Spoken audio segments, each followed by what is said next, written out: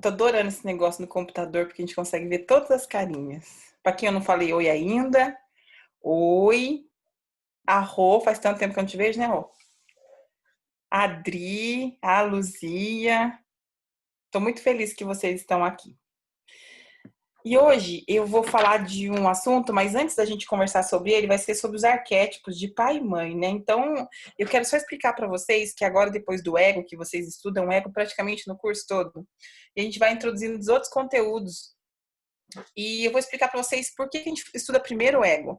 A gente, no autoconhecimento, vai fazer primeiro a leitura do ego de vocês, porque quando a gente começa a mexer nas matrizes do ego, que é de onde vem a formação dele, que é isso que vocês me perguntam o tempo todo. Vivi, mas eu já sei que eu sou invejoso, eu já sei que eu sou raivoso, eu já sei que eu sou crítico. E agora, o que eu faço? Agora vocês vão entender de onde vêm as matrizes.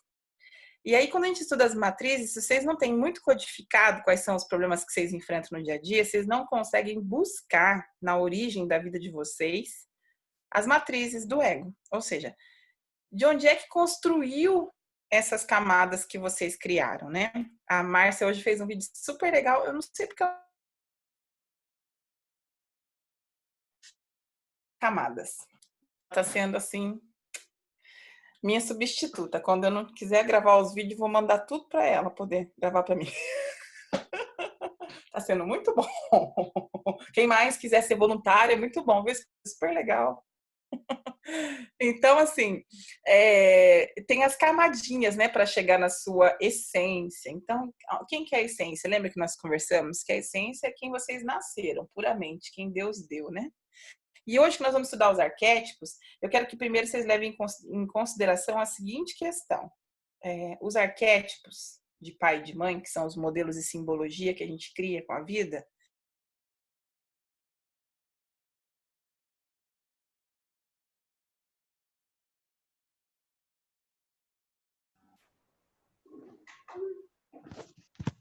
Tá travando, Vivi. Vivi, aqui pra mim tá travando. Vivi, você me escuta, Vi? Não, vamos dar um pé. Travou aqui, acho que deve ter caído a sua internet. Personalidade de vocês, a essência. Vivi, Então, oi. desculpa, repete a última parte, porque travou, ninguém estava escutando você. Se você puder repetir, porque travou, ninguém escutava você. Ah, então tá bom. Vamos lá. O que aconteceu com vocês não determina quem vocês são. Por quê? Porque a história de vida que vocês passaram, e que pode inclusive o irmão de vocês ter passado, vai ser determinada pela forma como vocês enxergam ela. E até vocês conhecerem as teorias e as bases, o enxergar tem totalmente ligação com a essência, as necessidades que vocês já trazem geneticamente. Tipo assim, Deus deu a vocês lá um DNAzinho. E esse DNAzinho carrega uma necessidade que não foi atingida. E é por isso que se desenvolveram as neuroses, né? Dentro da psicanálise, a gente estuda os grupos de paciente em 3 tipos, que é o neurótico, que é o psicótico e o perverso, né? Então, um dos 3 vocês são. A população, no geral, é neurótica, que é aqueles que querem fazer tudo certinho, que domina o superego, domina as regras, as leis dentro da cabeça, né? Isso pode, isso não pode, faz uma cisão de certo e errado, de bom e ruim. Normalmente, a gente é operado pela neurose, mas existem muitas pessoas que são operadas pela perversão. Por exemplo, quero fazer sexo com uma mulher bem mais velha, quero fazer sexo com uma pessoa escondida. Eu tive uma paciente que ela era da prostituição e ela contava os fetiches de homem que, por exemplo, gostava de comer as fezes. Então, isso são perversões. O pé da pessoa, né? Gostar, ter prazer no pé, ter prazer na mão, né? Então, são perversões. E aí, todo mundo tem um pouquinho de perversão, mas quando aquilo é aflorado, ele entra nesse grupinho, que são as perversões. O que mais que entra nas perversões? Os sociopatas e os psicopatas entram em processos pervertidos também. Daí a gente tem os psicóticos, que já são os esquizofrênicos, aqueles que não vivem na realidade. Eles têm uma realidade completamente diferente da realidade que a gente vive. E a esses casos, a psicanálise se aplica muito pouco, são mais as terapias cognitivas comportamentais. Então, vamos hoje estudar mais as áreas dos perversos e dos neuróticos, né? Como é que se forma a perversão, como é que se forma a neurose? O indivíduo nasce naquela família e ele vai ter fases de desenvolvimento. Então, a primeira fase dele, que é a de total dependência dos pais, ele não pode sofrer o abandono da maternagem. Então, às vezes quando a pessoa pergunta sobre maternagem, né, arquétipo da mãe, tem que tomar muito cuidado, porque não pode confundir com ser a mãe, tá? Esse arquétipo não necessariamente é a mãe. Eu conheço pais, homens, que fazem esse arquétipo e fazem muito bem, tá? Então, isso nada determina. O importante é que tem que existir as duas figuras para o desenvolvimento. Tem que existir o arquétipo de pai e tem que existir o arquétipo de mãe. Quem é o arquétipo de mãe? A mãe, ela é o colo, o doce, o aconchego, a proteção, a segurança. A everything's gonna be alright, entendeu? Aquela que diz para você, vai dar tudo certo. Vem cá que eu te pego, vem cá que eu te aconselho, vem cá que eu te seguro, vem cá que eu te dou a mão. Você tá com medo? Para quem que você corre? Pro colo da mãe. Então tem que existir alguém na relação que faz esse papel do indivíduo que nasce.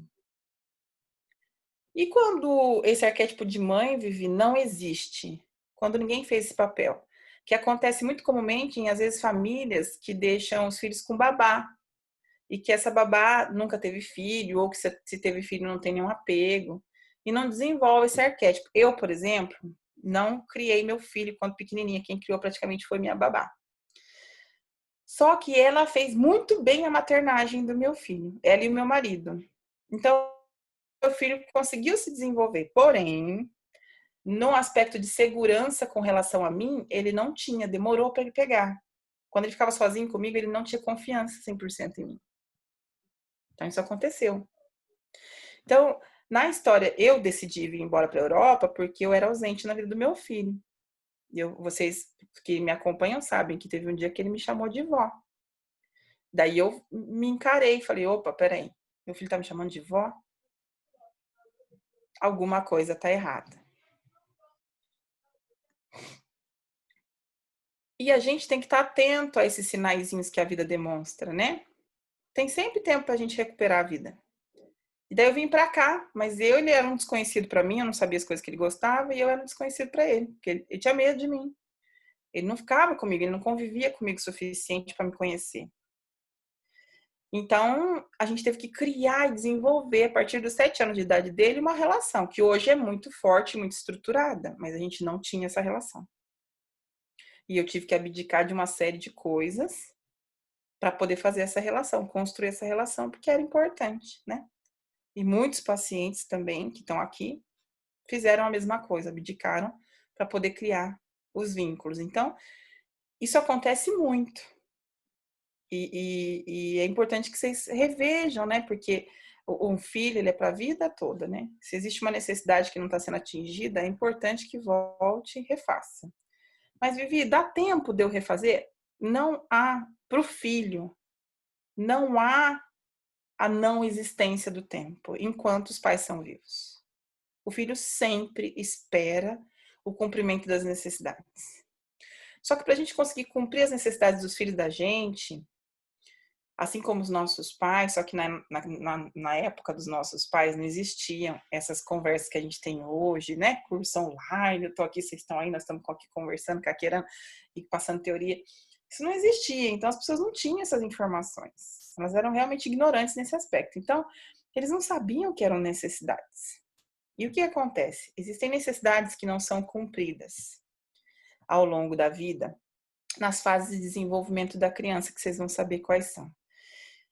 Quando não existe esse cumprimento do pai e da mãe nessas fases, o que acontece é que a criança ela cria uma fixação em determinadas fases e necessidades. E ela leva isso para toda a vida. Até buscar uma terapia, um processo de autoconhecimento, alguma coisa que vai equilibrar isso. Ela busca isso nas relações externas, às vezes ela hipercompensa aquilo, tipo assim, sorte, eu escuto bastante, sorte nos negócios, azar no amor. Então ela encara mesmo que azar no amor é uma coisa ok, e vamos ter sorte nos negócios. Criam jargões para ser feliz na vida desse jeito e esquecer determinados segmentos. Então, isso acontece muito comumente, né? O indivíduo, ele acaba se adaptando, mas ele deixa de viver porque aconteceu alguma coisa? Não, ele não deixa. Mas ele vai enfrentar um sofrimento muito grande para ter que carregar isso, tá? Então, como que funciona? Os pais têm que olhar as necessidades dos filhos e não as próprias carências. Às vezes a gente olha uma falta que aconteceu com a gente. Uma coisa que não supriram com a gente. Sei lá, meu pai não tinha muito dinheiro e ele não podia comprar para mim os brinquedos e os presentes que eu queria. Então, eu vou comprar os presentes e os brinquedos para o meu filho. Só que o que o meu filho precisa é tempo de qualidade. Essa é a necessidade dele. E eu vou abastecer os atos de presente. Mas não é isso que ele precisa de mim. Eu estou cumprindo uma carência e não uma necessidade. Então, a gente tem que separar sempre qual é a necessidade e qual é a carência. Porque carência e necessidade são coisas bem diferentes. Se eu for só pelas carências, os filhos se tornam mimados. Eu tenho que ir pelas necessidades. Qual é a necessidade, né? Mas, Vivi, então eu não posso suprir a carência dele? Claro que pode, mas você vai fazer isso sempre? Não. Porque senão, você vai mimar seu filho, sua filha, não vai conseguir resultado com ele, né? Então, o que acontece? Na primeira fase, que é a fase de total dependência, a criança precisa sentir que o ambiente é seguro. O pai, nessa fase, ele praticamente, que é o arquétipo de pai, ele não é existente para a criança. A criança não codifica a existência do pai. Para ela, quem existe é a mãe. É a mãe que alimenta, é a mãe que socorre, é a mãe que faz, é a mãe que acontece. E por mais que ela ache engraçadinho o pai, quem ela busca na hora de dormir, na hora de ter contato, é a mãe. A mãe, na primeira fase da criança, ela é o the top off. Tanto que se ela falhar ali, olha o tamanho da responsabilidade. Ela gera um processo chamado falha de maternagem. Vocês estão me ouvindo bem? Então, Sim, estamos, Vivi. beleza. Então, assim, quando ela gerar uma falha de maternagem, pode haver aí o processo de perversão. E o que é a falha de maternagem? É a privação de afeto na fase inicial. Você sabe aquela mãe que deixa o bebê chorando no berço ao invés de ir lá pegar? Isso é falha de maternagem. Sabe a mãe que deixa o filho cagado, mijado, sem trocar? Isso é falha de maternagem. Sabe a mãe que não dá comida? Falha de maternagem. Então, falha de maternagem, ela acontece quando não existem as necessidades básicas, que é sobrevivência. Comida. Isso não conta ainda tanto o afeto, conta só a sobrevivência mesmo. O acalento do choro. O acalento do choro para a criança que nasce é uma questão de sobrevivência, não é uma questão de afeto, tá? É sobrevivência, porque ela se sente insegura e é por isso que ela chora. Pensa que ela saiu de um lugar totalmente ocludinho, de repente ela tá livre, leve e solta, ela tem medo. E aí que ela vai criar o vínculo. E se ali, naquele processo, não for gerado o vínculo, para o resto da vida, essa criança desenvolve uma perversão. Que ela pode ser uma sociopata, ela pode ser um psicopata. Então, existe uma explicação. Mas, Vivi, o pai não tem participação na sociopatia, na psicopatia? Ele tem pouquíssima participação, para ser sincero, porque o pai nem foi apresentado para a relação ainda. O pai vai ser apresentado lá na segunda fase. Então, o arquétipo de mãe, seja a mãe ou o pai que faça, tem que estar à mercê de apresentar segurança. Não importa quem seja a pessoa tem que estar ali cercada da ideia de cuidar até o ponto da segunda fase, que é autonomia e desempenho, que é quando a criança começa a andar, ela consegue balbuciar. Que aí é a segunda fase da criança, autonomia e desempenho. Nessa fase de autonomia e desempenho, a mãe, ela é importante, mas nesse ponto ela tem que deixar de ser importante. Por que é aconselhado colocar na escola com 2 anos de idade, hoje em dia? Porque a mãe precisa criar pequenas ausências na criança para que ela se torne autônoma. Daí entra um segundo ponto, que é onde a gente gera os neuróticos. A mãe não se ausenta. Ela cata esse filho, ela cuida do filho, ela não se ausenta nunca, ela não deixa na casa dos avós, ela não deixa na casa dos pais, ela não deixa na casa de ninguém, ninguém fica a criança só tem a mãe como porto seguro. O que gera nessa criança? Uma neurose. Porque ela não pode contar com mais ninguém além da mãe. É só a mãe que serve. Mas, Vivi, se nessa fase a mãe jogar a criança na casa dos outros o tempo todo? Se a mãe jogar as crianças na casa dos outros o tempo todo, é menos pior do que se ela segurar a criança o tempo todo com ela. Porque eu vou gerar um neurótico, mas um neurótico bem desenvolvido, adaptado ao mundo. Mas não vou gerar um neurótico com medo. Entende? Então, nessa fase do desenvolvimento, é importante que a mãe crie pequenas ausências. Daí passou a fase de autonomia e desempenho, a gente tem a fase do limite da disciplina, que é aí que entra a figura paterna, que é onde o pai começa a ser apresentado para essa relação com a criança, que vai ser em torno de 5 anos a 7 anos.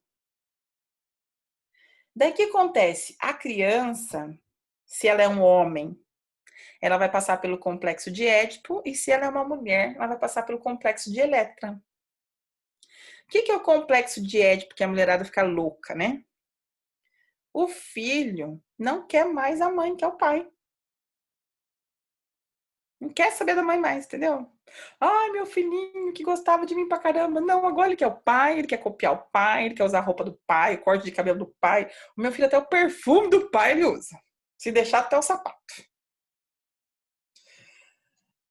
Então ele quer uma namorada igual a mãe. Ele começa a copiar o pai. E esse é o complexo de Édipo correto.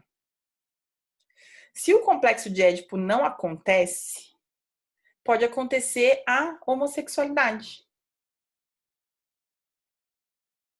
Porque não houve o complexo de Édipo, que é a castração, que é quando a mãe, ela corta o cordão para dizer, não, filho, eu sou a namorada do papai. E você segue sua vida e arruma a sua. Se não acontecer esse processinho, aí começa a dar problema na cabecinha. Porque a criança se amarra à mãe e não arruma uma namorada nunca. Fica aqueles mamone, como chama aqui na Itália, né? Os filhos mamone são aqueles que não saem nunca da asa da mãe. Vive a vida inteira. E as mães daqui adoram os filhos mamone, né? Aqui não tem castração de Édipo, tá, gente? A Itália foge um pouquinho de um processo convencional. Aqui não existe. Quem casa mora na casa da sogra. Se você não quer isso, não case com o italiano. É assim. Então, aqui é um pouquinho diferente. Aqui é um pouquinho diferente, tá? A gente não vai seguir a regra aqui nessa cultura, mas no natural é isso. Tem que existir a castração. E na menina acontece o complexo de Electra. O que é? A menina que também tem essa paixão pela mãe, ela se apaixona pela figura do pai e ela começa a ter a mãe como rival por um período. Então, sai daqui que ele é meu namorado. Eu que vou sentar do lado dele. Eu quero usar o seu sapato. Já viram criança brincar de usar o sapato da mãe? Por quê? Porque ela tá querendo substituir a mãe ali. E isso é o natural. É o comum. E quando isso não acontece, quando a menina não quebra o complexo de Electra, a gente vai ver ela ser rival da mãe pro resto da vida. Porque às vezes tem pais que não têm maturidade para lidar com a situação, e aí a mulher fica com raiva da filha, fica com ciúmes da filha com o pai. E essa rivalidade gera um problema para o resto da vida, onde a menina não entende que é amada pela mãe e ela vai ter um problema em todos os relacionamentos que ela tiver para a vida. Todas as relações amorosas dela serão problemáticas. Porque o que ela quer é um marido igual o pai. Porque a mãe não deixou a coisa acontecer de um jeito natural. Aí, nesse caso do complexo de Electra, quem que faz a castração é o pai. É o pai que diz, não, eu não sou seu namorado, eu sou namorado da sua mãe e você fica sua mula e acha um namorado pra você igual.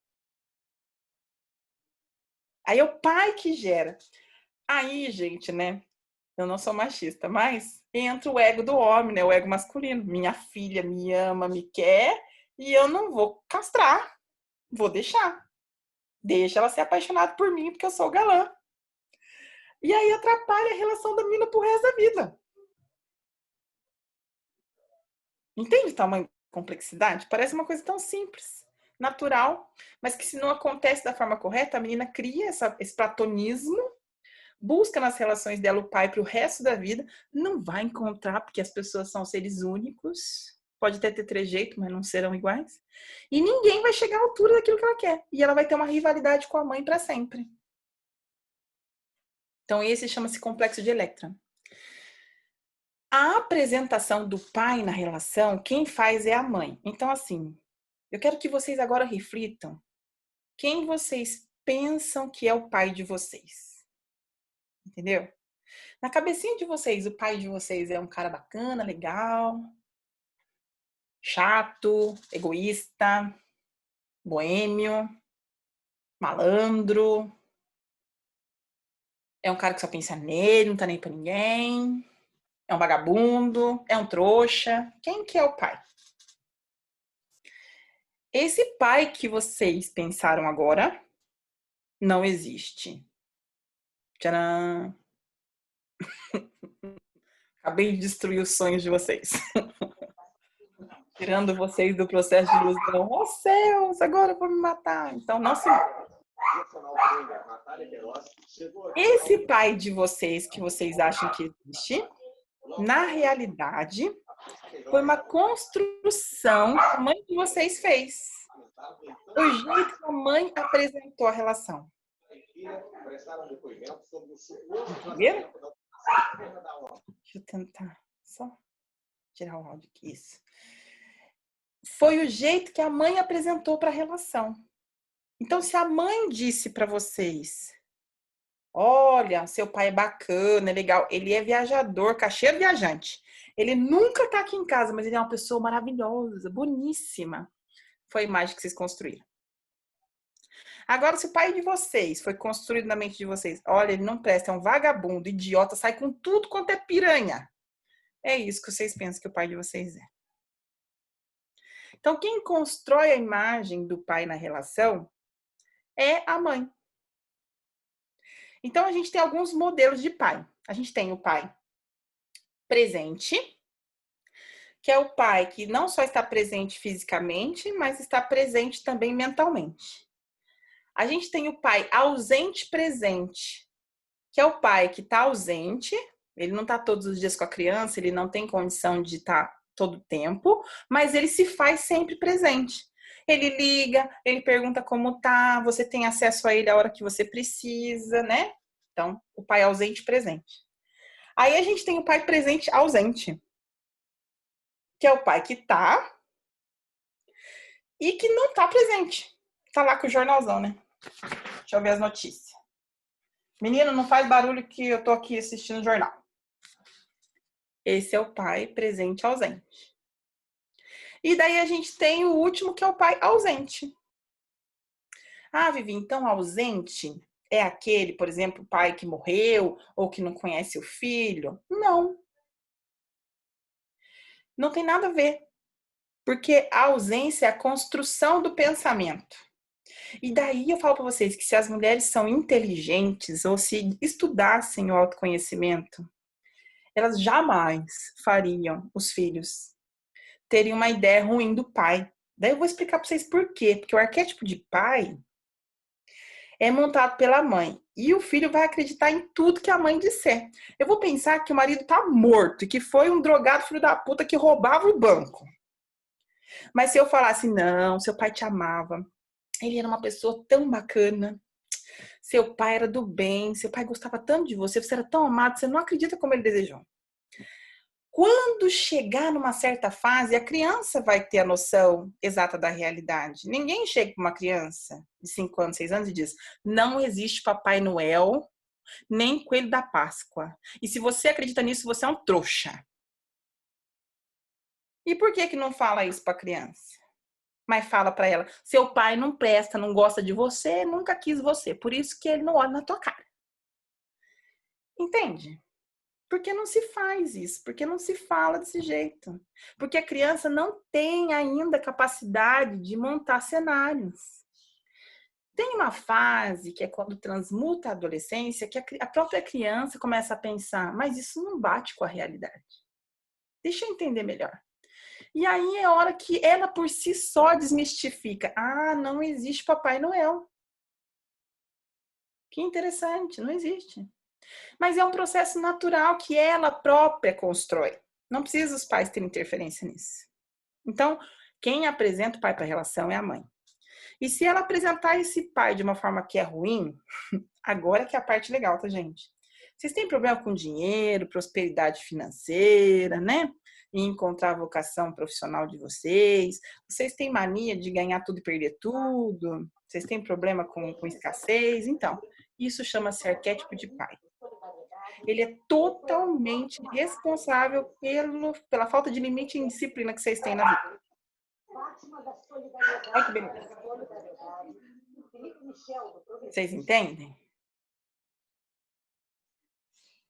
Então, o que acontece? Que vantagem Maria leva da gente construir um arquétipo ruim de pai para criança? Mesmo que ele seja um folgado filho da mãe, tá? Não estou discutindo isso. Estou discutindo que a criança é um serzinho que ela é uma esponja, ela absorve tudo, mas não consegue montar cenários. Não consegue distinguir o que é fantasia do que é realidade. Tanto que se você disser para o seu filho, vou matar você, ele realmente acredita que você vai matar ele. Ele não tem capacidade de entender que isso é uma alegoria. Então, quando vocês constroem mal o arquétipo de pai, ou se o arquétipo de pai de vocês foi mal construído, vocês vão ter problema nos relacionamentos com o homem, problema com a autoridade, problema com respeito de limite, com imposições, problema, inclusive, de ser liderado por outras pessoas. Pensa o tamanho do transtorno. Vivi, mas eu tenho pessoas com arquétipo de pai que são extremamente submissos. Eu vou repetir para vocês a lei da polaridade. Os opostos são iguais. Se eu me anulo muito ou se eu sou muito egoísta, é igual. Se eu sou muito submissa ou muito autoritária, a energia é a mesma. Entendem isso? Os opostos são iguais. Extremos nos vícios, mas iguais em pontas diferentes. Essa constituição da teoria, que é o complexo de Édipo, complexo de Electra, arquétipo de pai, que é uma teoria junguiana, arquétipo de mãe, que é uma teoria junguiana. Gente, ele é um pouquinho complexo, mas o arquétipo de pai, ele é o cara que entra na relação para pôr regra, tá? Então, teve a mãe que dá amor, carinho e proteção, e tem que ter o pai que diz, isso pode, isso não pode, isso que você tá fazendo não é legal, tá errado. Quem dá a regra é o arquétipo de pai, não é o arquétipo de mãe. A mãe não pode fazer a vez de acolher, colocar e depois vir colocar a dureza e a regra. Não são as duas coisas. E quando, por exemplo, o menino quebra o complexo de Édipo com a mãe, ele depende do pai na relação para orientá-lo, para ele seguir esse modelo. Porque é onde ele quer chegar. Quando a menina quebra o complexo de Electra e começa com a rivalidade com a mãe, e aí o pai corta e fala, não, eu não sou o seu modelo, eu sou o marido da sua mãe. e o C precisa se virar, ela vira amiga da mãe. Muito amiga. E aí a constituição do arquétipo é bem mais tranquila e simples. Porém, mesmo ela virando amiga, o pai tem que dar a regra e o limite. É o pai que faz isso. E é para isso que existem os bastidores. Em todos os relacionamentos, tem os bastidores. Pai e mãe conversam fora do cenário. Os filhos não precisam saber de tudo. A gente faz um acordo, depois a gente vem aqui e ensina o que tem que ser feito. E esses acordos não têm a ver com ser separado ou não. Oi, amor. Entrou meu cachorrinho aqui com o meu maridinho. Maridão, né, gente? 1,90 m. Vocês entendem? Então, é assim, não resolve. Eu e meu marido mesmo, quantas vezes a gente não vai para os bastidores e fala, isso aqui que ele fez tá errado. Então, eu vou lá e vou ser duro com ele. Aí eu falo, tá, então vai lá, você vai ser duro, depois eu converso com ele, mais calma. É assim, faz acordos. Porque pai e mãe não tem que ter sentimento. Tem que saber o que tem que ser feito. Basta, o que tem que ser feito. É isso. Ah, mas eu tô com raiva dele porque ele me rejeitou. Não tem que ter raiva de ninguém, é filho. Você tá aqui como educador. Senão, não tem filho. E, bom, vocês vão falar, mas e a psicologia positiva, Viviane? Eu não vou dizer para vocês o que eu penso, mas para quem já me conhece sabe. Psicologia positiva é boa quando a criança ela tem um perfil para a psicologia positiva.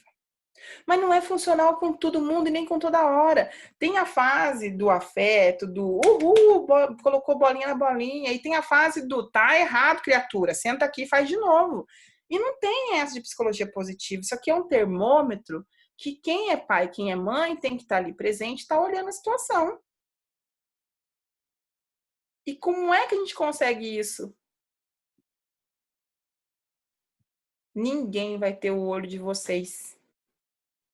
E hoje em dia não tem desculpa para criar filho de forma diferente, porque hoje em dia nós temos acesso a tudo. Os nossos pais, completamente perdoados, porque, eles eram totalmente ignorantes. O meu pai, as coisas eram na sola da bota, entendeu? Esse negócio de colocar bolinha na bolinha e receber palminha, não tem essa não. Fez mais que obrigação, você vai lá e bota de novo a danada da bolinha na bolinha, não tem essa que ficar recebendo palma por causa disso. A gente é dessa geração. Não fez mais que obrigação, criatura. E basta. Entendeu? E aí, se você não tirar 10, você só estuda, você não faz merda nenhuma na vida. Então, é assim. Então, hoje em dia, a gente tem informação. Ninguém precisa ficar recalcado por causa disso. Agora, vamos pensar na era de antigamente. Que meu pai falava, não fez mais que obrigação. E eu sou uma pessoa que precisa de reconhecimento. Minha linguagem do amor é atos de serviço e palavras de afirmação.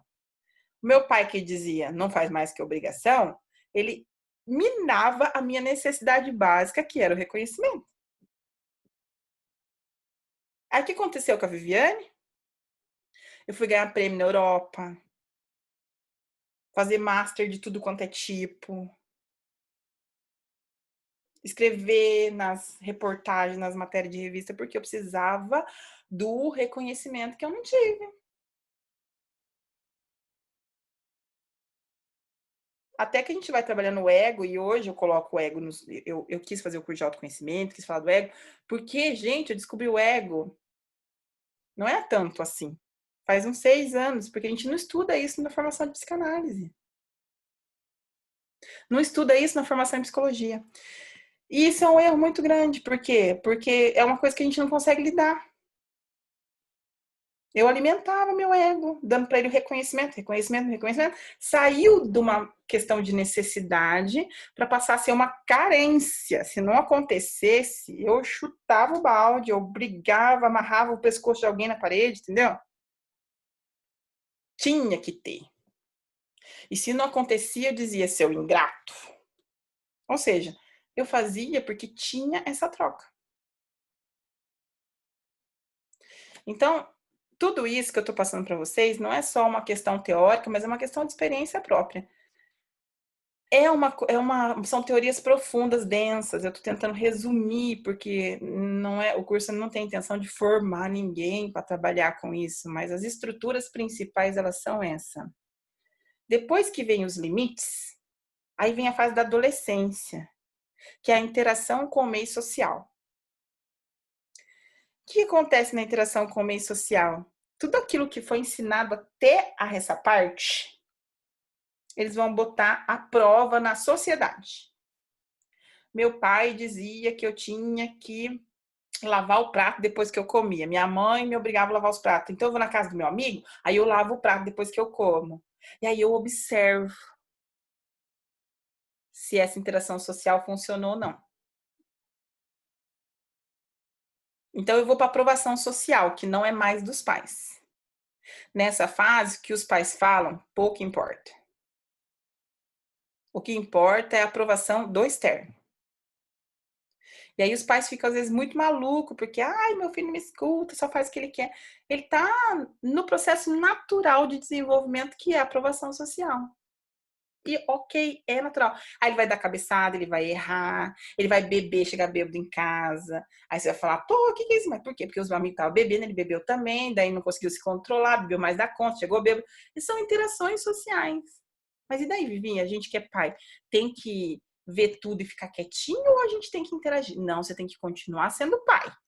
Interagindo, colocando ordem, mas de um jeito que é proposital e estratégico. Não com raivinha.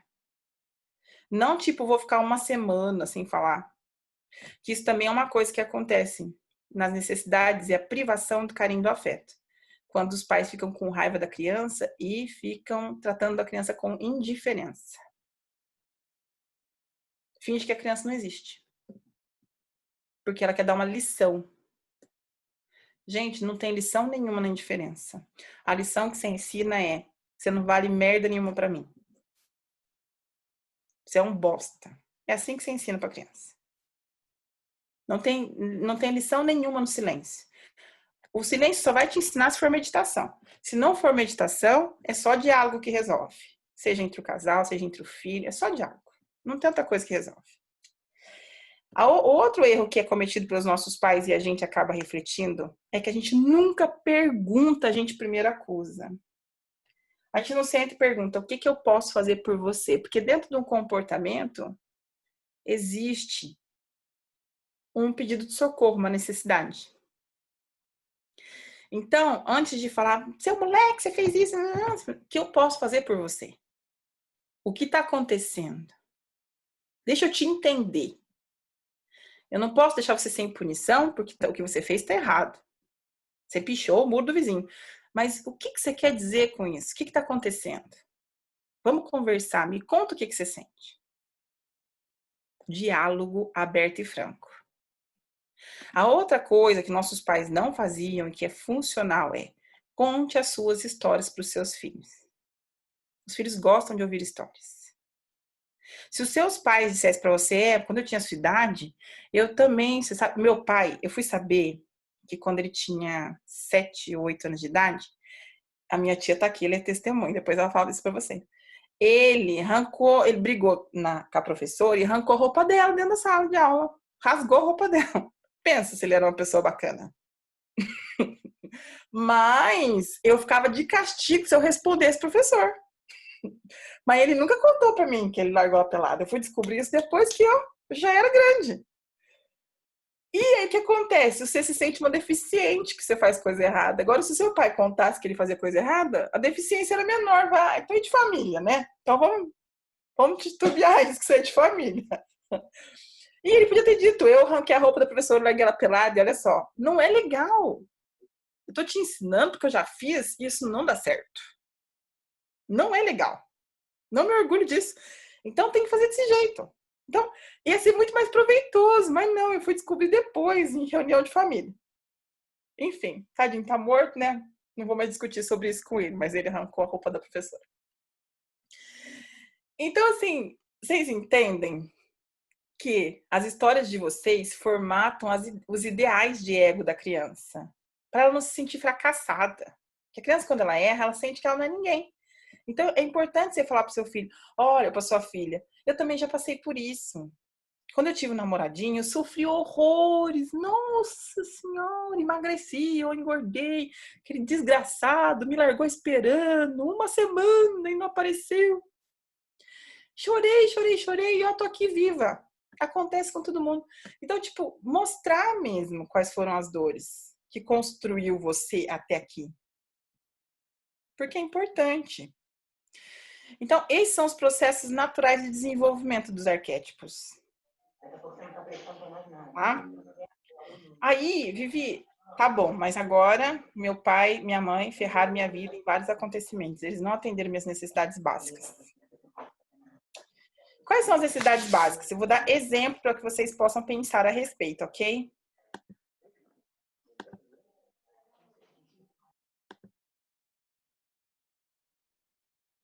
Então, vamos lá.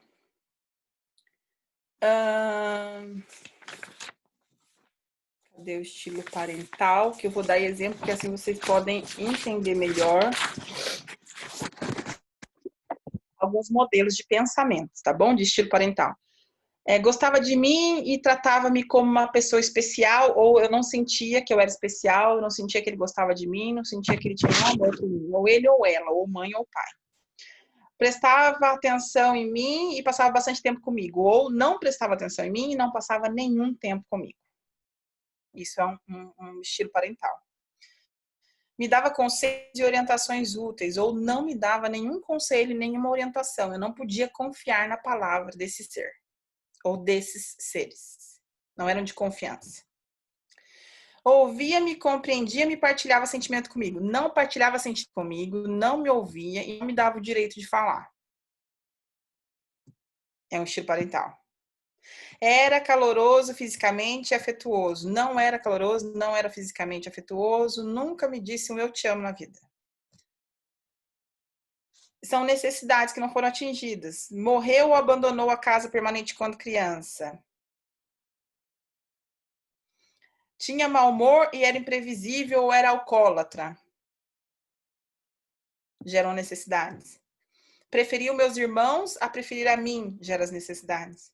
Isolava-se ou me deixava sozinho por longos períodos, gera uma necessidade. Mentia, me enganava ou me traía, gera uma necessidade. Me abusava fisicamente, emocionalmente ou sexualmente. Abuso físico é bater. Abuso verbal é seu burro, seu demente, seu incapaz, seu vagabundo. Isso.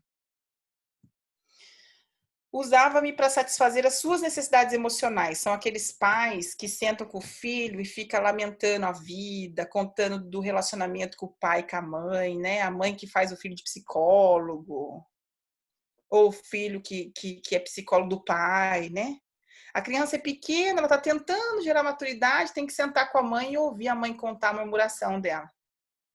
Que o pai não traz dinheiro para casa, que não tem condição financeira. Preocupava-se excessivamente com o fato de eu poder me magoar. Aqueles pais extremamente possessivo e protetor, que não deixa o filho se machucar. Entra na frente. Então, um amiguinho meu, mamãe, brigou comigo. Eu vou lá agora falar que esse menino, que é onde já se viu, não deixa a criança criar defesa e muito menos se defender, se proteger. Não ensina esse processo. E tem aqueles que abandonam 100%. Isso é problema seu e se vira. Eu não quero saber, não me traga problema para casa. Como se vira? A criança não tem noção, ela não tem experiência. Então, é dos dois, lembra dos excessos. Preocupava excessivamente com o fato de eu poder ficar doente, aqueles pais neuróticos por doença. Não pisa no chão porque pode ficar doente. Não sai na chuva, não pode pegar chuva porque vai ficar doente. Neurose com doença. Era uma pessoa medrosa ou fóbica, pais fóbicos ou medroso, pai que tem medo de tempestade, mãe que tem medo de tempestade ou barata. Gera por consequência esse problema no filho. Fazia-me sentir que eu não podia confiar nas minhas próprias decisões e opiniões. Tipo, tá vendo? Você acertou porque eu que te disse para fazer, porque se fosse por você, você não acertava. Tira a afirmação do filho. Mas, Vivi, meu filho faz coisa errada. Ou você não fazia, criatura? Todo mundo faz. E é errando que a gente aprende. Seu filho não pode ter medo do erro. Assim como colocaram em você, às vezes, o medo do erro. Tratava-me como se houvesse algo de errado em mim. Ai, a fulana é tão bonita. Você, né? Se você tivesse o cabelo diferente, podia ficar bonito, né? Mas você viu, José, o emprego que ele arrumou? Bem que você podia arrumar um emprego, né? O José que é inteligente. O José, ele conseguiu uma vaga que você, criatura, provavelmente não vai conseguir. Fazia ter vergonha de mim mesmo em aspectos importantes. Nossa, menino, que cabelo horroroso esse seu. Tira esse cabelo da cara. Nossa, nada a ver. Olha, você tá ficando cheio de espinha na cara, você tá vendo? Credo, que nojo. Não me fazia sentir amado e me fazia me sentir rejeitado. Ai, sai pra lá, não gruda em mim, não. Não vem não, não vem não, que eu não quero que você segure em mim. Não, sai. Não segura. Não abraça, não beija, não, que eu não gosto. Nunca me ensinou a ter disciplina suficiente para ser bem-sucedido na escola. Ai, você não quer ir pra escola hoje, filhinho? Ai, tá bom, não precisa ir, não. Fica em casa. Não tem problema. Ah, você não tirou nota? Não tem problema, próxima vez você tira. Mãe, tá aqui a prova. Ah, ó, tá jóia, toma. Mãe, você não olhou. Não, pra que olhar? Deixa, isso aqui é bobeira, isso não serve pra nada. Controlava tanto a minha vida que eu tinha pouca liberdade de escolha. Aonde você vai? Com quem que você vai? Que horas que você vai? Eu levo, eu busco. Essa namorada não serve pra você. Já falei pra você que essa menina não vale nada. Você termina com ela. Esse garoto, ele já saiu com todo mundo, ele não tem nada a ver com você. Termine com ele. Tudo tinha que ser como ela queria, ou como ele queria. Ou você faz isso, ou você não pode pegar o carro. Ou você faz isso, ou eu não pago para você no final do mês a sua balada. Sacrificava suas necessidades para o bem da família. Não posso malhar, eu não posso fazer ginástica, eu não posso cuidar de mim, porque eu preciso só cuidar da família. Ou aquele que não se sacrifica em nada. Primeiro eu vou para academia, eu leio meu jornal, eu faço as minhas coisas, depois eu vejo se sobra tempo. Fazia-me sentir que eu era forte, que eu devia cuidar dos outros. Você, menino, vai fazer o papel do seu pai, que é o seu homem da casa.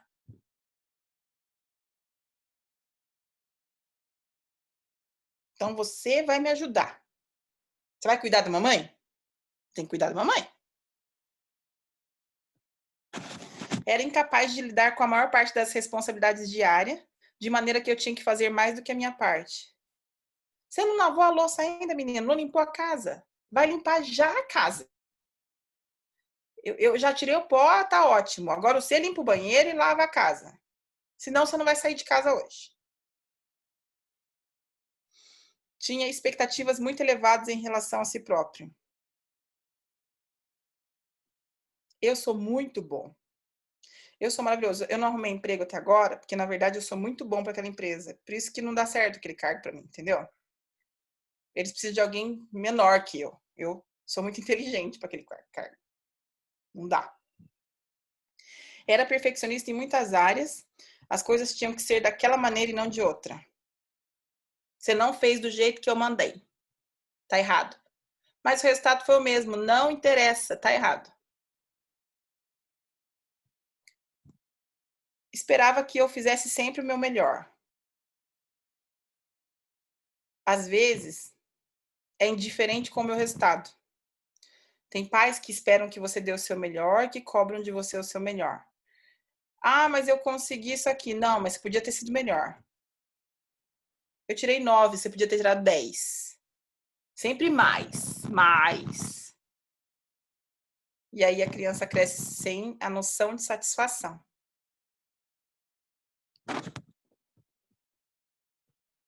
Fazia-me sentir que quase nada do que eu fazia era suficientemente bom. Ah, menino, você fez mais uma merda? Mandei você lavar o carro, tá aqui, ó, cheio de gordura. Eu tenho que lavar eu agora. É isso.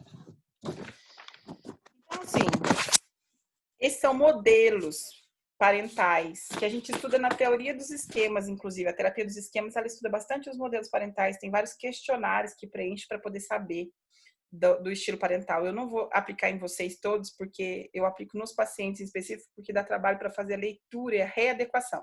Não adianta saber qual modelo parental apenas, mas vocês têm que recolocar a pessoa nas necessidades, cumprimento das necessidades. Não importa onde você tenha parado, você tem que seguir da onde parou para frente. Então, Vivi, eu sinto que eu tô parada na primeira infância. Então, nós vamos ter que voltar na primeira infância e seguir a partir dali. Não adianta pular etapa. Eu sinto que eu parei com meu filho, na época, eu não convivi com ele quando ele era pequeno. Eu convivo com ele só agora que ele é adolescente. Então, eu não fiz a infância. Então, você tem que voltar lá.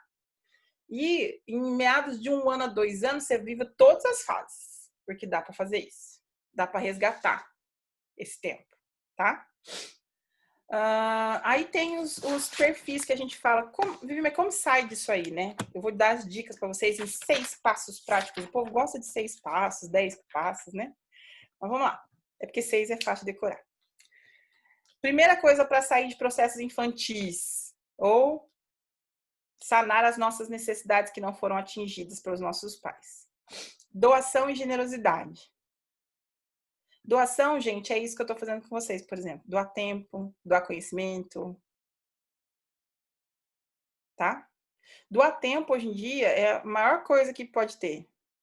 Doar um tempo para o seu filho é muito importante. Doar um tempo para sua esposa, porque tempo, hoje em dia, é um material que a gente negocia.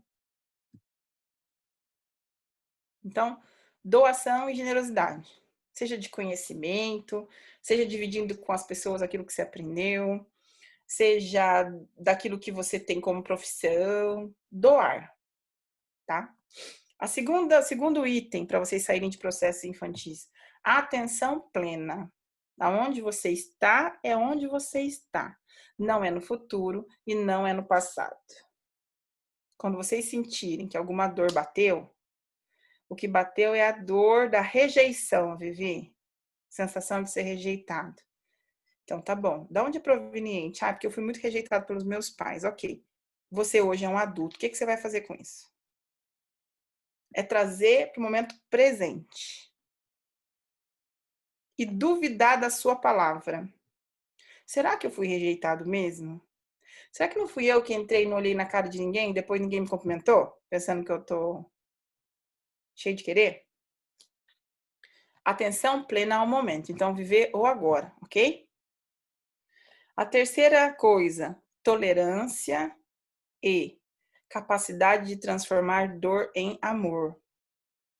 Não importa o que fizeram com você, o que importa é o que você vai fazer com o que fizeram com você. Deram a você exatamente o que precisava para você viver os seus processos evolutivos. O que você vai fazer com esse material agora? Então, tenha tolerância com as pessoas e transforme a sua dor em amor. Perdi um filho, então monta um blog para falar com as mães que perderam um filho. Eu sou recalcado porque eu fui abandonado pelo meu pai. Monta o blog, vai ajudar o povo que foi abandonado pelo pai. Faz alguma coisa que possa, inclusive, atingir outras pessoas. Transforma a dor em amor. A quarta posição seria perseverança, prática e esforço. Porque não importa o que você enxergue, não basta que você tenha consciência, você vai precisar enxergar e perseverar na prática do novo modelo mental. Gerar um novo modelo e é perseverança, esforço e prática. Perseverança, esforço e prática. Isso é diário e não vem pronto. Não adianta você estar com a série da academia na mão, se você não praticar, não funciona. Quinto item, meditação e observação. Seria o balanço diário da sua cabecinha. Então, assim, a gente, para zerar o velocímetro do passado, demora um pouquinho mais. Só que você não precisa acumular mais coisa para o futuro. Então, senta lá em meditação, senta lá em observação. E o que hoje aconteceu na minha vida que eu preciso limpar? Quem que eu tenho que perdoar? Vamos dia por dia, porque assim não vai acumulando. Sexto item, Wordless, Insight. Insight, a psicologia usa esse termo, mas eu uso mais Wordless, que é da psicologia Gestalt. O Wordless significa você dar o tique no cérebro e dizer: é aí que está o problema. Achei o buraco do meu barquinho. O que faz eu afundar? E a terapia trabalha muito fazendo insights e Wordless, né? Porque você fala da sua história de vida e aí você vai tendo, isso é por causa disso, isso é por causa disso, e isso vai gerando compreensão. E quanto mais compreensão você tiver, mais possibilidade de desenvolver sabedoria pela sua experiência. Seja a sua ou a das pessoas que passaram por você. Então, esses são os 6 itens. Vou abrir o microfone para quem quiser conversar comigo, tá? Então, cliquem aí e pode meter a boca. Vivi, tem como você repetir o 6? Tem. Me perdi um pouco. Vou repetir os 6. Doação e generosidade, item 1. Segundo, atenção plena. Terceiro, tolerância e capacidade de transformar dor em amor.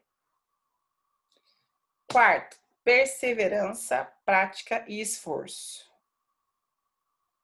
Quinto, meditação, observação e balanço diário sobre a própria vida. É tipo zerar o velocímetro. 6, insight, awareness, compreensão, sabedoria pela experiência. Tá bom. Obrigada, viu, Vivi? Imagina, por nem ter. E aí, alguém quer dividir se teve algum awareness aqui na aula de hoje? Teve algum Vivi, insight? tudo bem? Boa noite. Foi meu coração. A gente conversou, eu assisti aquele filme Precisamos Falar de Kevin, que é uma falha de maternagem, né? É. E aí, eu não sei se todo mundo assistiu, mas eu acho que vale muito a pena depois dessa aula assistir esse filme, que eu acho que é incrível, assim, como que mostra muito do que você disse. Mas assim, o que dá para entender lá, isso pode ser resgatado, então, ele teve, né, uma falha muito grave desde pequeno, e ela, na realidade, eu entendi que no filme ela consegue resgatar mesmo isso na adolescência, mesmo ele tendo todos os surtos que ele teve. Ele se Isso tornou... é na vida real? Isso acontece mesmo? Sim. Consegue se resgatar nessa fase? Hoje, por conta da terapia cognitiva comportamental, terapia do esquema, a gente tem abordagens terapêuticas comportamentais que não são analíticas, porque as pessoas com perversidade não respondem à terapia analítica. Elas respondem a terapias comportamentais, tá? Mas sim, existe. Tanto que hoje o psicopata, por exemplo, se a gente faz um exame, um raio-x, ele tem uma diferença na amígdala. Aparece no cérebro. Então, sim, é possível sim adaptá-lo a viver em sociedade. Mas é muito importante e necessária a presença dos pais. A não desistência dos pais, vamos dizer assim. Né? Mas é muito legal esse filme, você gostou, né? Precisamos Não, eu falar achei sobre incrível, Kevin. eu acho que... Chama-se Precisamos Falar sobre Kevin e fala sobre a falha de maternagem, que é uma teoria de Winnicott, tá, gente? Mas Eu é bem achei interessante. incrível. E também o Estranho em Mim também, né, que Eu assisti. esse é muito... Eu acho que um complementa o outro até. É. Eu acho que é muito legal. Eu acho que filme, eu não sei, eu gosto muito porque acho que quando você passa, dá para entender muito bem. É muito legal. O Obrigada. Estranho é sobre depressão pós-parto, né? Pós-parto, mas é isso, é incrível também. É. Alguém mais? Obrigada, viu, Elaine? Alguém mais quer colocar alguma coisa, conversar? Tem gente que escreveu aqui uma quantidade de lágrimas imensas. E aí? Thaís, teve algum insight, meu coração? Boa noite, Vivi. Boa noite, pessoal. Bem, esses 6 passos de processo infantis que você falou acabou respondendo a minha pergunta. É que eu ia te perguntar como que eu lidava com essas carências que eu tive na infância, que eu vejo que acaba atrapalhando no tratamento com as pessoas, com a minha segurança, né, que eu até comentei com você, e com o meu reconhecimento. E às vezes direto eu quero provar às pessoas que eu sou a melhor pessoa, mas na verdade não tem necessidade disso, né? Esse treino vai te ajudar bastante, mas tem um exercício que vai ser a próxima aula, porque normalmente eu faço no final do curso, mas dessa vez eu resolvi colocar no meio, que é a cura da criança interior, que vai ser na próxima sessão. A cura da criança interior, eu convido a vocês não faltarem e fazerem com fone de ouvido, tá? Porque a cura da criança interior vai levar vocês até o processo de resgate da criança de vocês. É bem interessante. Ali você consegue enxergar muito cara a cara como é que a criança procede na relação que ela tem com você e com os pais. Tá? Ô, Vivi, um comentário, né? Um fato aconteceu agora há pouco, faltando 10, 15 minutos para eu entrar na live. Eu liguei para um parente, né, minha família. É uma dificuldade que eu tenho. A pessoa me respondeu mal. Assim, meio que deu uma tirada. E eu não imaginava que ela ia me dar essa tirada por ser um parente muito próximo. E aí eu comecei a chorar, fiquei emotiva, até tanto que eu nem liguei a câmera, tava a cara toda inchada, de tão emotiva que eu sou. E eu queria ver isso aí, tem a ver com a minha personalidade, a minha essência, essa insegurança que eu tenho da pessoa me tratar mal e eu não saber lidar com isso, entendeu? Então, a gente nunca consegue prever qual é o comportamento do outro, mas você consegue prever quais são as suas reações. Quando as pessoas te tratarem mal, você precisa preparar, porque você é uma pessoa muito sensível ao meio. Você capta bastante o meio, né?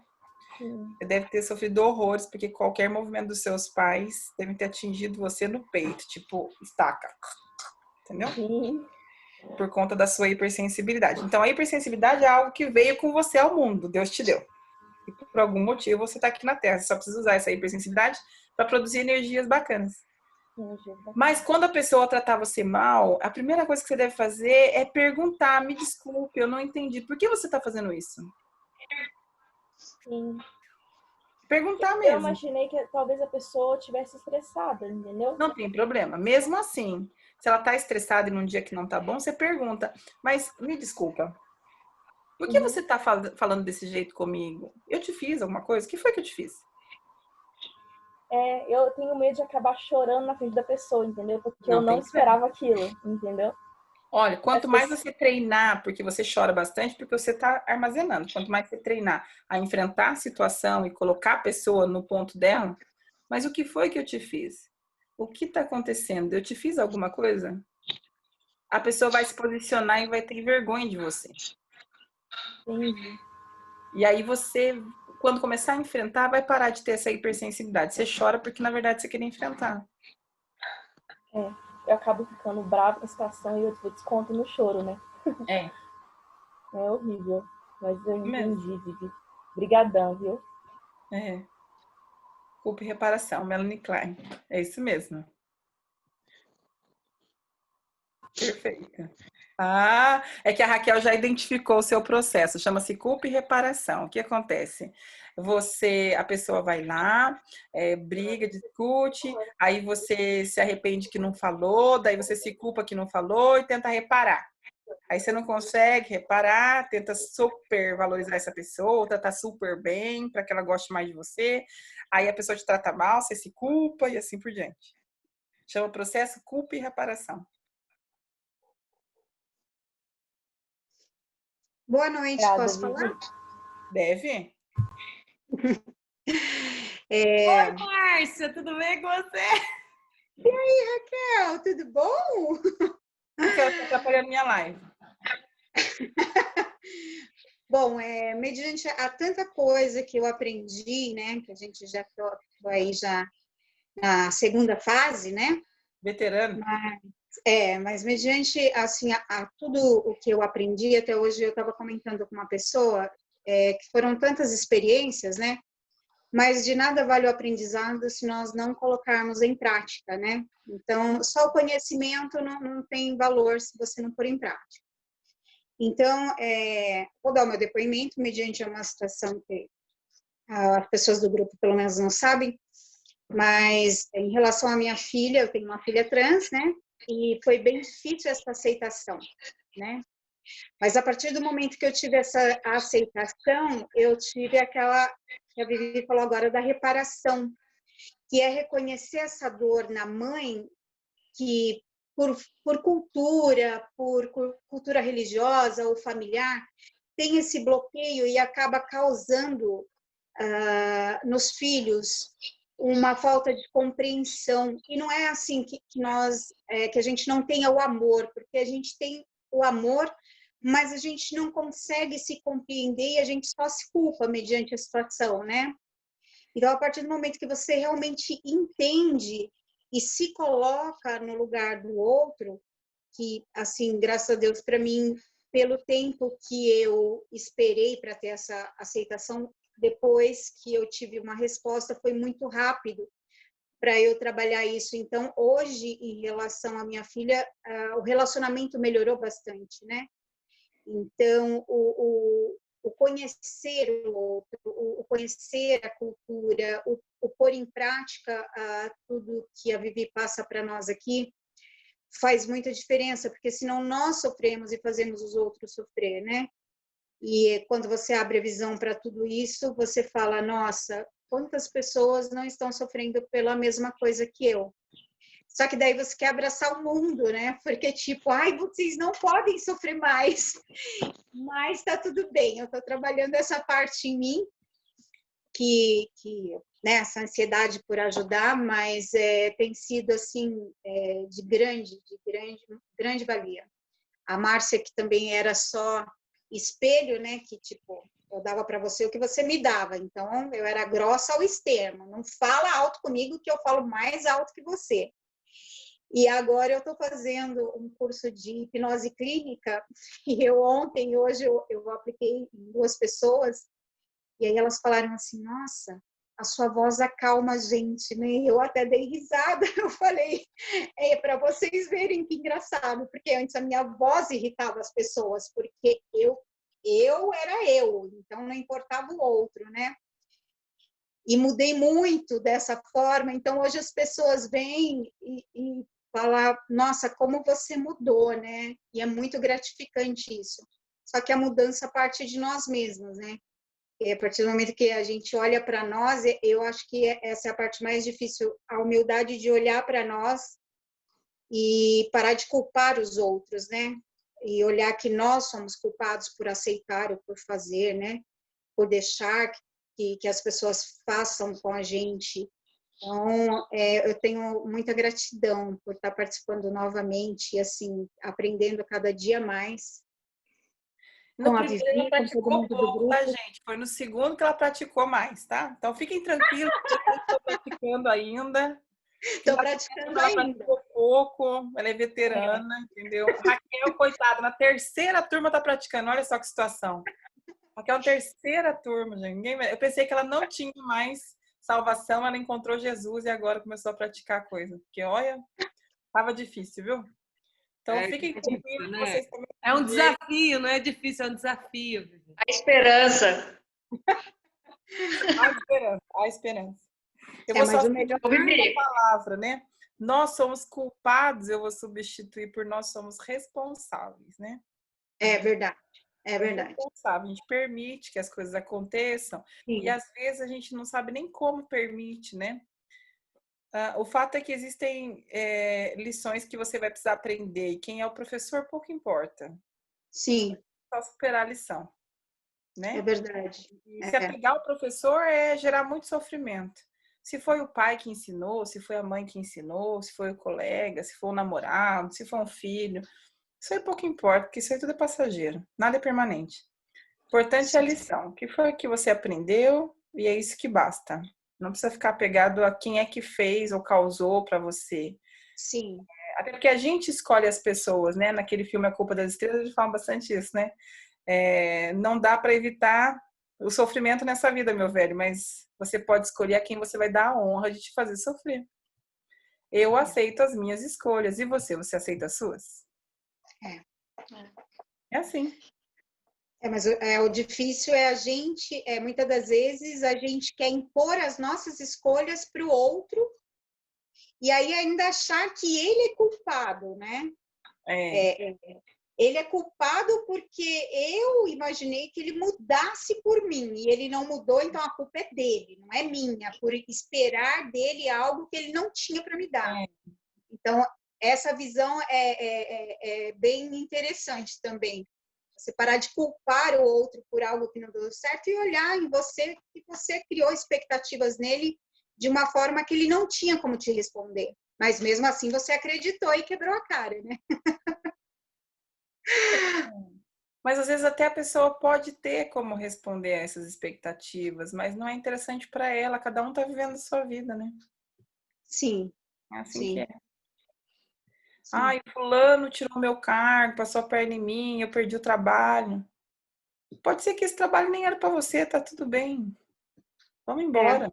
Segue a vida. Toca o barco aí, porque senão você fica muito tempo ali parado nessa situação. Isso só vai causar sofrimento para você, ressentimento, entendeu?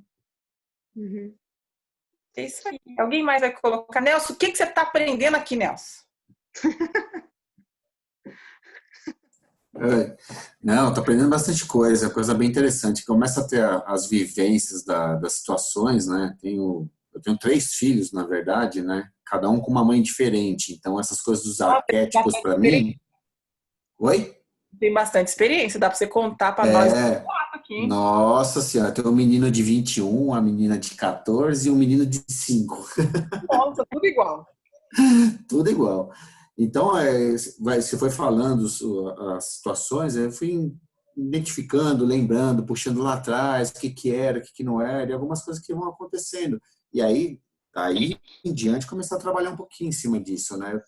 Eu vejo com muito bons olhos essa situação de olhar para dentro mesmo da gente e poder tentar melhorar, né?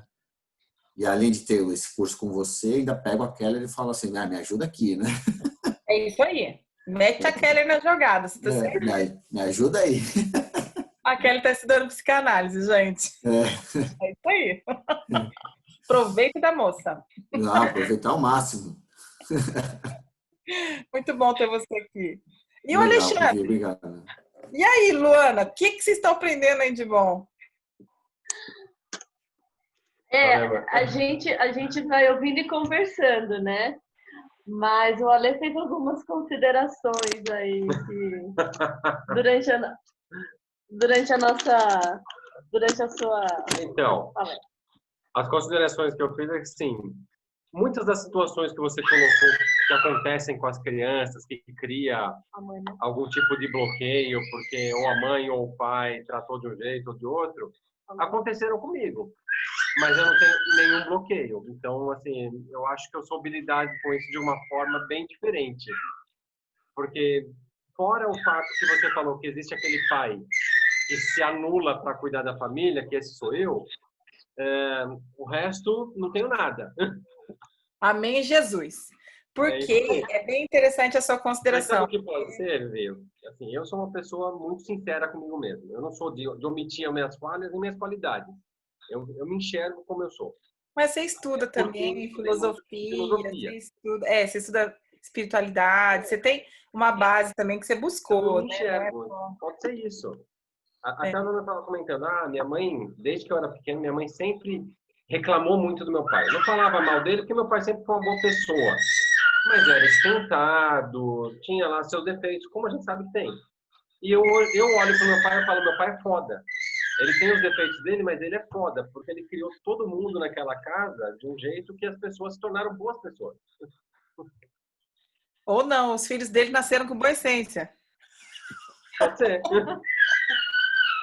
Às vezes não tem a ver com o pai, né? Mas meu pai, eu acho que meu pai é assim, uma ótima pessoa.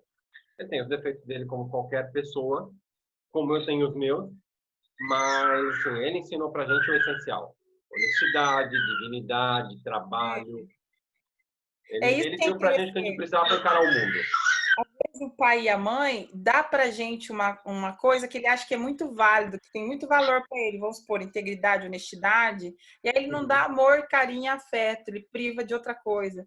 Então não é que ele não deu, ele deu o que para ele tinha um valor. E aquilo que não tinha valor, o que ele não enxergava, ele não deu e criou uma necessidade, entende? Muitas vezes. Às vezes não é que o pai não dá ou a mãe não dá, mas às vezes dá dentro da própria ideia do que é o melhor, entende? Com certeza. A gente também faz isso, né? A gente quer. Sim, a gente dá aquilo que a gente tem, a gente não pode dar o que não tem.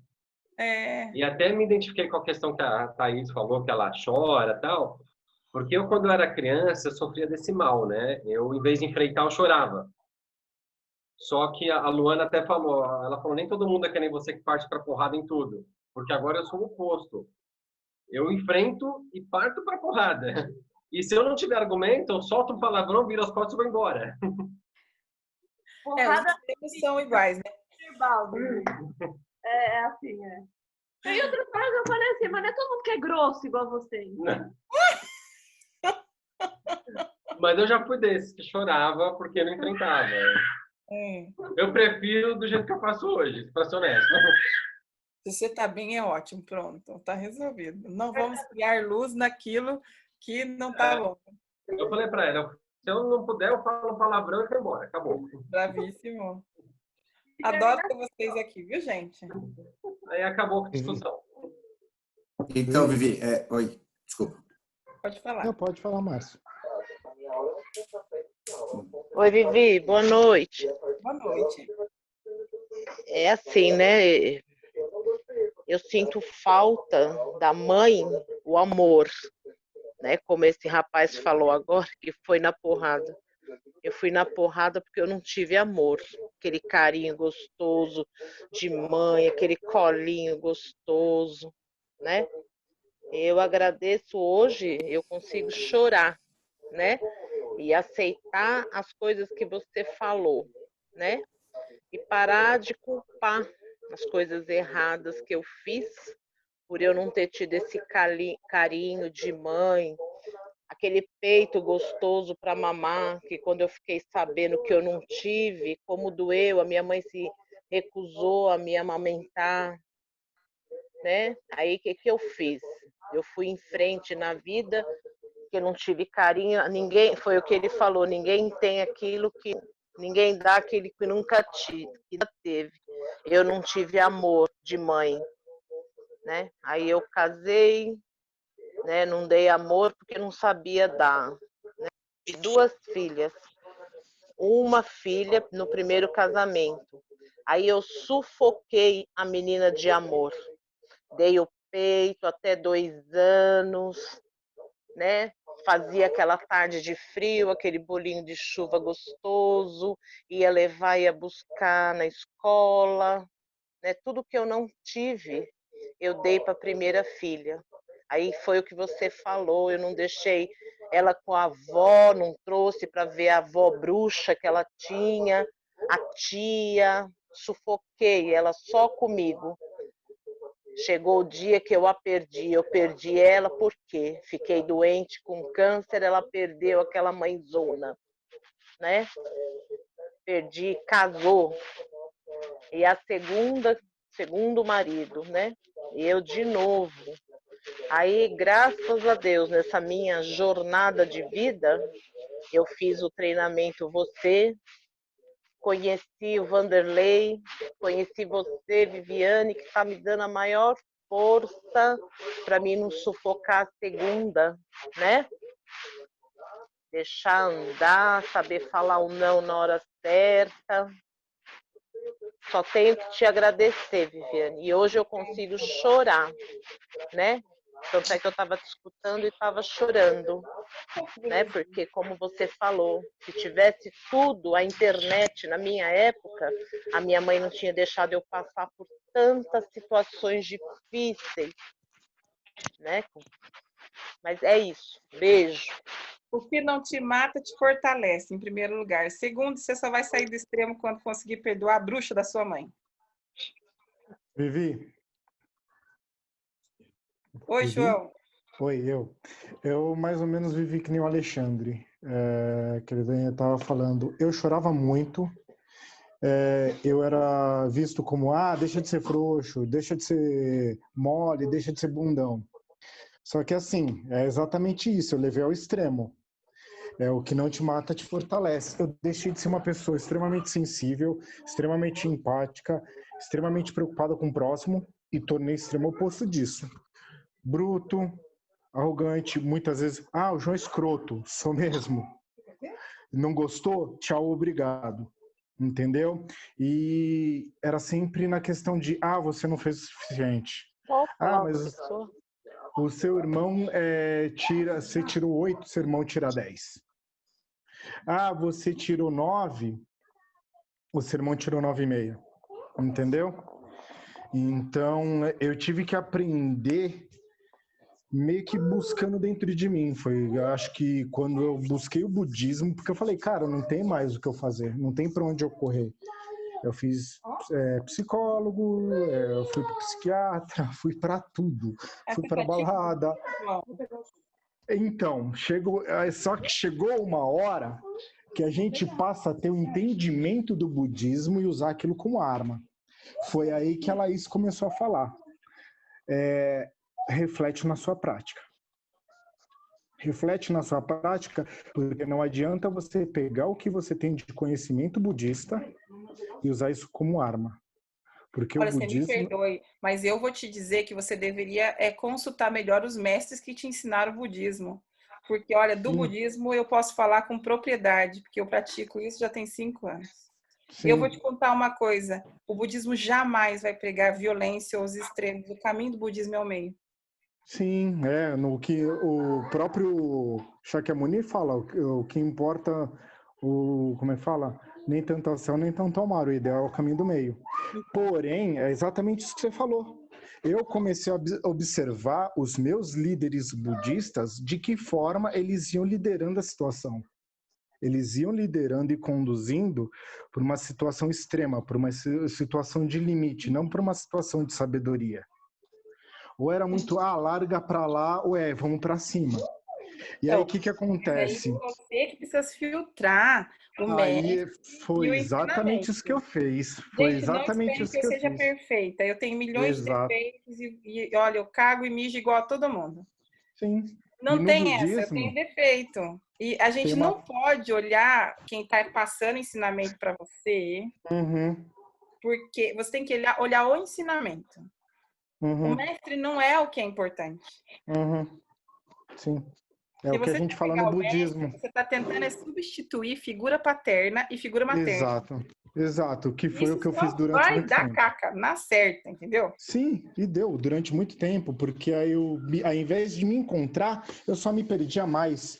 E aí depois algumas pessoas muito próximas a mim, eles falavam, o budismo diz o seguinte, siga a lei, não as pessoas. Interprete a mensagem, não as palavras. A partir do momento que eu comecei a me fechar nesse ciclo de ensinamento e não de pessoas, eu comecei a olhar mais para dentro de mim, comecei a ficar mais quieto.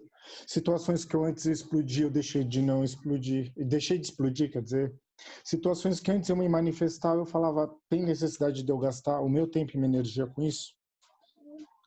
Então eu passei por vamos dizer assim, um turbilhão, porque eu saí de fui para outro achando que a solução estava ali, fui para outro pulando achando que estava ali, e eu tô para explanar daqui uma semana, né, num grupo de budismo que a gente tem, vida e morte, e fala, tudo é transitório, se as pessoas elas sofrem, é porque elas são apegadas ao transitório. E elas sofrem porque elas resolvem se apegar ao transitório. Porque a vida é transitória, o sofrimento é transitório, a felicidade é transitória, a vitória é transitória.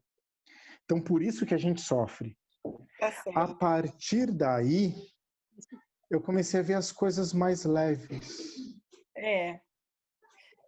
Você precisa calibrar um pouco a sua fala. Eu não consigo ver verdade em você.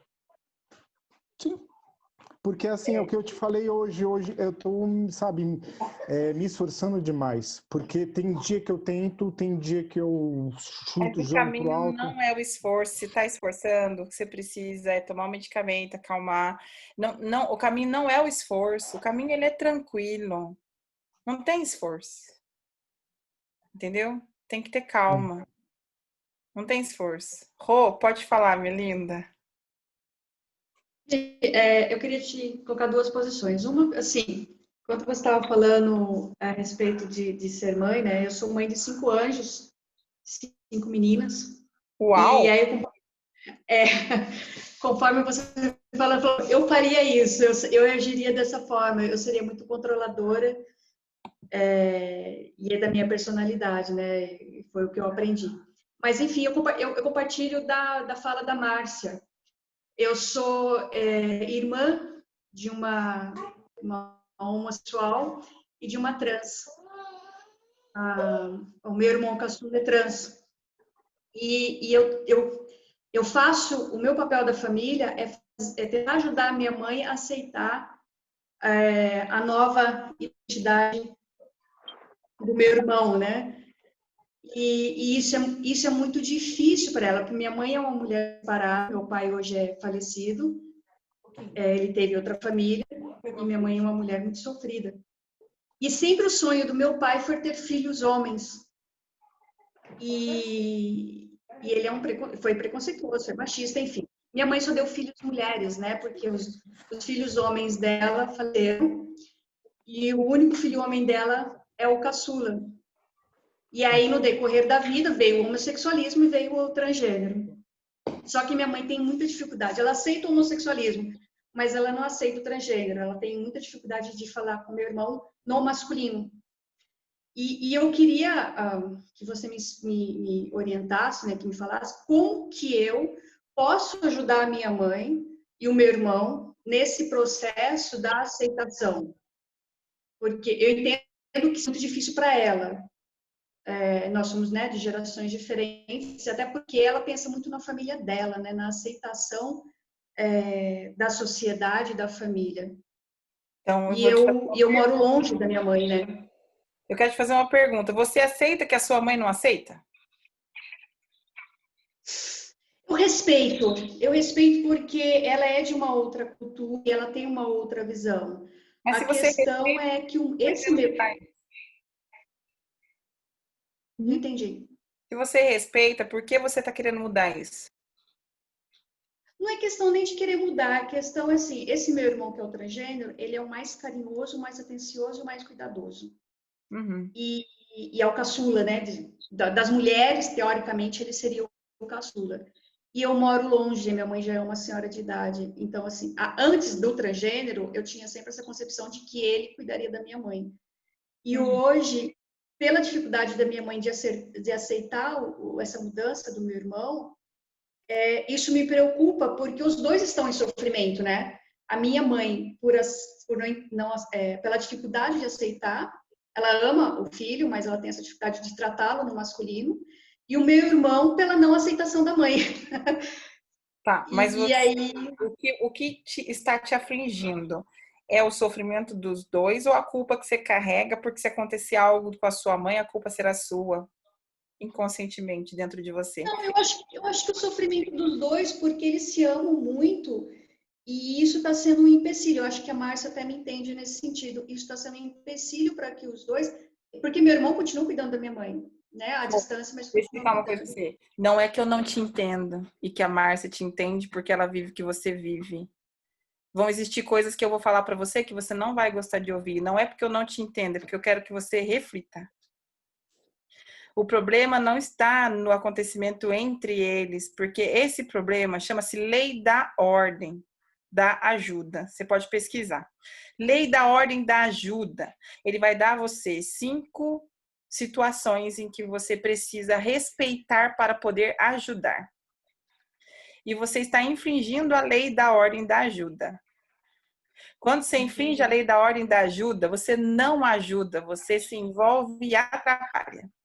Existem processos que o seu irmão e a sua mãe têm que vencer em vida, juntos, e que não pertence a você, que é outra vida. Ajudar seria ouvir e compreender os dois lados. Mas é uma escuta fina, sem envolvimento.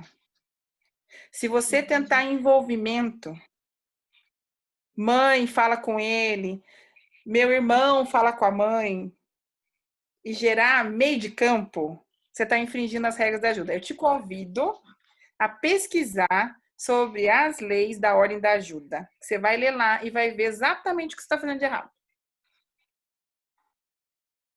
Entendeu? Entendi. Tá. Tá joia. Agradeço. De nada.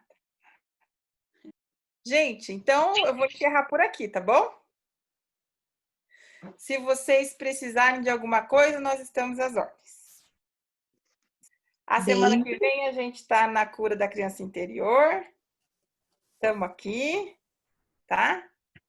E fiquem com Deus. Espero que tenha sido útil a vocês. Muito. Às vezes eu confundo as Obrigada, palavras. boa noite.